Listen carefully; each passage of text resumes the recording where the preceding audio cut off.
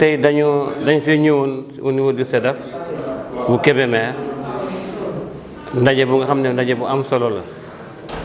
ndax dañoo ñëw pour mobiliser li ñuy wax les parties prenantes maanaam ñëpp ñu nga xam ne bokk nañ ci programme bu nga xam ne Procasef bëgg na ko andi ci arrondissement bi. ci ndaje bi wax nañ ñu ci présentation ñu jot a def wax nañ ñu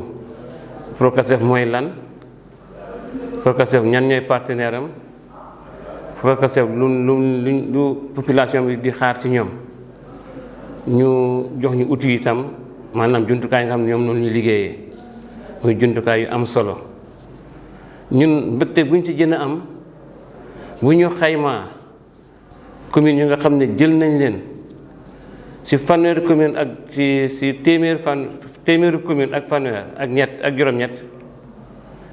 ndaan am na ci juróomi commune yi nga xam ne bokk na ci juróom-benn yi nga xam ne moo nekk ci arrondissement bi. loolu déjà ñun dañ cee am mbégte bu mag. donc ci biir waxtaan wi dem nañ ba problème bu nga xam ne jigéen ñi ñu ngi koy am ci wàllu suuf jënd ci ñu am ci mbégte lool. donc wax nañ maire yi comme yàlla def na fii phase test la ñu dali jël juróomi commune ci ñoom nañu fexe ba phase test bi mu réussir ndax parce que bu réussir ci la ñu mën a jëlaat yeneen commune mën nañ am chance malgré que beneen commune bu nga xam ne commune urbaine la mooy commune Géoul mën na cee bokk.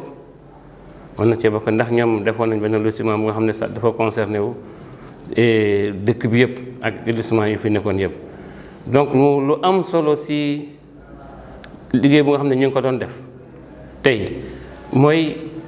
sécurisation foncière parce que effectivement seetlu nañ ni ki nit ñi dañu def ay délibération yu nga xam ne xamuñu nu mu demee ku nekk nañ la jox lu nekk te loolu day tax kenn du xam looy def. mais ak Procasef bu incha allah comme ni ñu ko waxee bu ñu ñëwee mën nañ xam maire yi lan lañu am ci suuf lan lañ joxe ak lan moo ci des ndax même dëkk sa nañ leen nattaat jox leen seen këyit te yombal bu ñu ci def moo ci ëpp solo. Procasef ñëw na pour jàppale askan wi jàppale dëkk yi ndax dëkk bu nekk comme quartier bu nga xam ne mi ngi Kaolack wala mi ngi Dakar wala mi ngi feneen. donc loolu muy lu am solo lu nga xam ne vraiment buñ ko defee dana tax ba nit ñi mën a xam ni ki ñoom tey nekkatuñu lu ñu meloon kon war nañoo changer doxalin. te aussi day tax sax ba tool yu nga xam ne ay tool yi famille la saa yu nekk day andi ay jafe-jafe yow mën a saafara waaw. donc nit ñi lu ñu war a xam nag Procasef ñëwul pour nattal kenn wala pour diir fi kenn dafa ñëw pour jàppale maire yi seen liggéey. ndax même enquête yu nga xam ne dañ koy def commission domaniale bu mairie bi moo koy def. Donc nous étions réunis ici pour discuter avec les communes bénéficiaires de l'arrondissement de Ndande. Dans le cadre du projet, nous avons ce qu'on appelle le plan de mobilisation des parties prenantes où nous devons informer et consulter les différentes parties prenantes, notamment les communautés bénéficiaires. Donc aujourd'hui, nous sommes venus leur présenter un peu ce que c'était la démarche systématique parce que nous allons vers les opérations de sécurisation foncière et également sensibiliser sur la modification du décret qui permet aujourd'hui d'enrôler les groupes, voilà, donc les droits collectifs sur les titres d'affectation. Donc par rapport aux impressions, c'est une séance qui s'est très bien passée, présidée par le sous-préfet de l'arrondissement de Ndande. On a eu une représentation des 5 communes bénéficiaires du projet au niveau de cet arrondissement. Et les populations ont vraiment échangé avec nous, suivi avec intérêt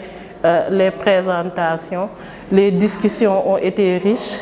On a apporté des éclaircissements sur les objectifs du quasi-gratuité et les quelques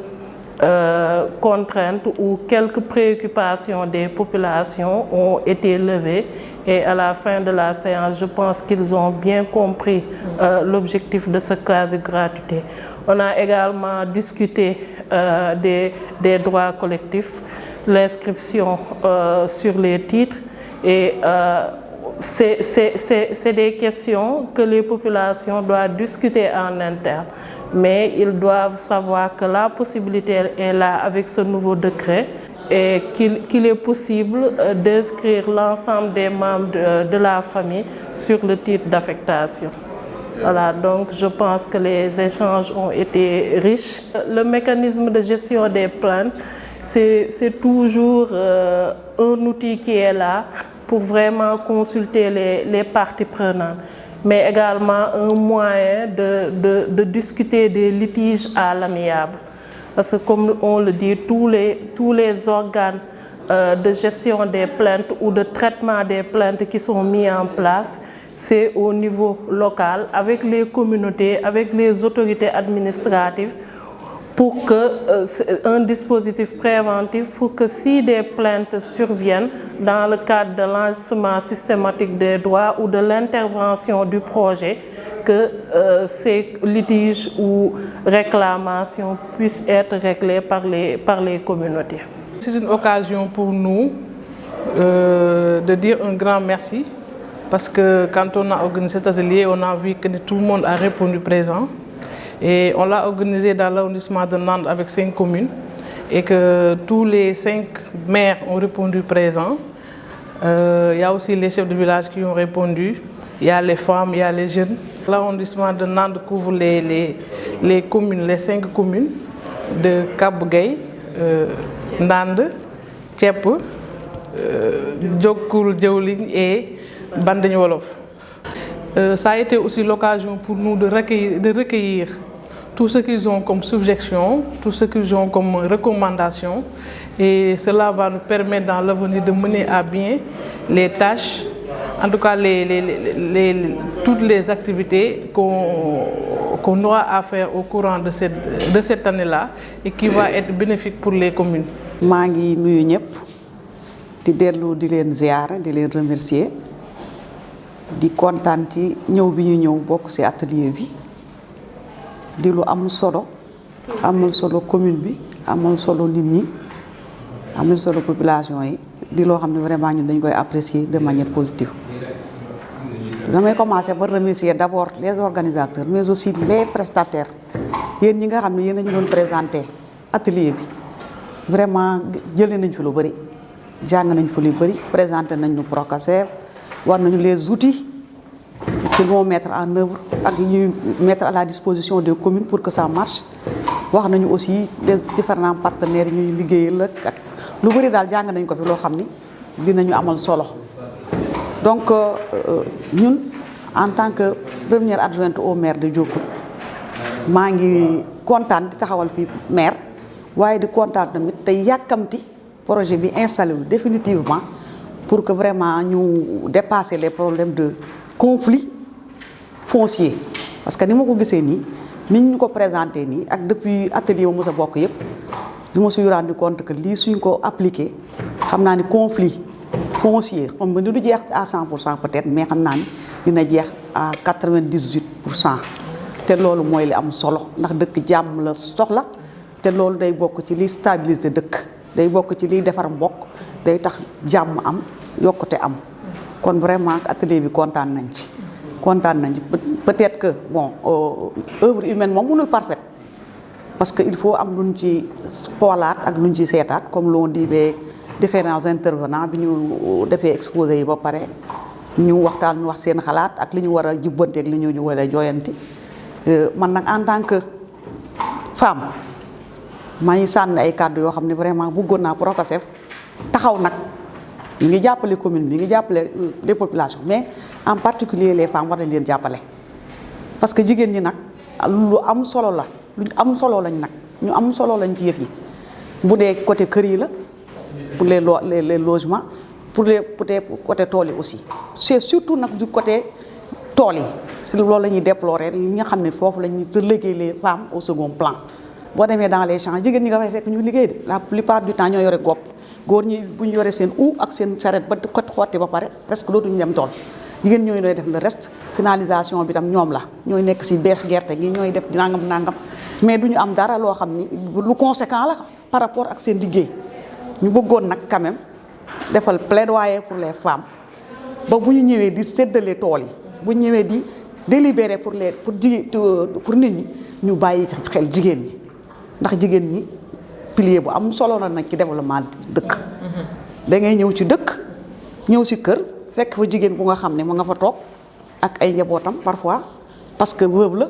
parce que divorcé la parce que néew na doole jëkkëram néew na doole ñu indi ko mu ñëw toog ci côté ay mbokkam je crois que ñooñu noonu jàppale leen day war dañ leen a war di sédd ci kër yi waaye di leen sédd surtout ci tool yi ñuy am fu ñuy bay ndax tak boo toogee amoo benn préoccupation amoo benn fenn fooy jëlee ressource quand même dafay métti te loolu dafay tax jigéen ñi gën a dépendante rek te ñun dañoo soxla une certaine autonomie on parle d'autonomisation des femmes tout le temps dans les discours mais dañ ko war a réaliser ci biir action yi. ñu amoon tey daje bu am solo bu jëm ci waxtaan ci cadastre rural ak sécurisation foncière nga xam ne benn projet moo ko porte muy Procasef ñu gis ne tey li am solo mooy ñu waxtaane li nga xam ne bi parti yëpp dañ ko bokk muy mairie yi muy commission yi muy administration territoriale ñu waxtaan ci li nga xam ne lii dañuy jàpp ne mënul ñàkk li mënul ñàkk mooy état bu Sénégal gis na ne bu yàgg ba léegi ñu ngi waxtaan ci li nga xam ne lii mooy loi 64/46 mais ci biir loi 64/46 gis nañu ne état bi def na ay jéego li nga xam ne lii mooy 1976 mooy li jëm ci transfert compétence yi yooyu nag dafa am lu ci am solo loo xam ne lii état bi da koy yéene woon yénnee ko jokk collectivité territoriales yooyu ñu jàppane nag ci fi ñu toll nii dafa laaj ñu jooyanti ko mooy ñu fekk ba nga xam ne dina adapté ak jamono bi fi mu toll nii. moo tax tey ñu daje fii ñun ak administration territoriale ak Procasef waxtaan ci ñi ñu jàppane moom la projet bi ëmb mais waxtaan ci réforme bi ñu jàppane war nañu ko def ñun même bu fekkente du réforme boo xam ne bi dañu koy bind ak ay loi ak ay teg mais mu nekk réforme adaptation ñu fekk ba kay lépp loo xam ne di sécurisation foncière la nit ñi mën a moom seen suuf moom ko ci anam bu mucc ayib mais ñu am ay acte am ay délibération am approbation am ay nikat ba nga xam ne lii nga xam ne moom mooy jafe-jafe foncier ñu mën ko wàññi ba mu wàññeeku. beneen bi aussi ñu fekkee li ñu wax incohérence ci commune entre commune ak commune entre village ak village ñu jéem a seet nan lañ ci indi ay solution jàpp naa ne tey waxtaan wu am solo la pour ñëpp mais waxtaan lu am solo la pour collectivité territoriale yooyu yëpp mais waxtaan la bu am solo pour projet Procasef parce que loolu mooy yéeneem mooy jafe-jafe yi wàññeeku yéeneem mooy ñëpp ñi nga xam ne ñi am nañu suuf muy ci suñu maam ya ba léegi ñu am benn acte boo xam ne bi day tax nit ki mën a moom suufam jàpp naa ne daal loolu mooy daje bi tey nekk na nag daje bu riis parce que acteurs yëpp ku ci ne bokk nga ci mais jox nañu la sa cër jox nañu la aussi sa xalaat pour nga mën a génne sa xalaat bi nga jàpp ne moom moo adapté ak sa commune jàpp naa ne daal bu ñu boolee lépp buy waxtaan wi jeexee dina am njeexital ci collectivité territoriale mais dina am njeexital ci arrondissement Ndande surtout département Kébémer dina am aussi njeexital ci ñaay bi parce que ñaay bi dafa soxla cadastre rural parce que suuf si nga xam ne bii moom la ñuy béy lu ëpp ci Sénégal ci ñaay bi la nekk loolu nag dafay am représentatif ci li nga xam ne lii mooy politique état bi foo dajeek moom dafay wax sécurité alimentaire dafay wax souveraineté alimentaire yooyu ne kenn mënu ko def ci am territoire pour nga am territoire bëgg béy bi am njeekital ci ñëpp mën a am autosuffisance mooy il faut ñu aar suuf si mais il faut ñu jokk valeur mais il faut aussi ñu identifier ñaata la ñu yor ñan ñoo ko occupé an fal na nekk